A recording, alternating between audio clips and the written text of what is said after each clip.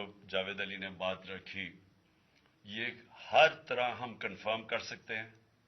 قرآن کے اوپر ہاتھ رکھنے کے لیے میرے سامنے تیار تھے.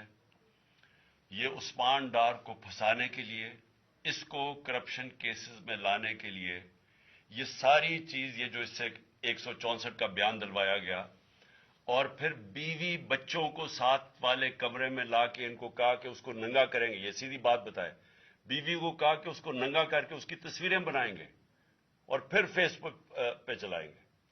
میں آج اپنی بڑے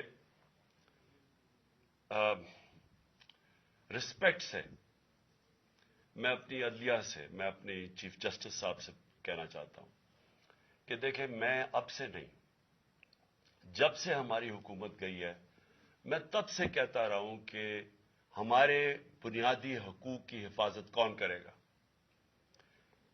شہباز گل کو اٹھایا، اس کو ٹارچر کیا گیا، اس کو ننگا کیا گیا، اس کو لٹکایا گیا اوپر، اس کو مارا گیا.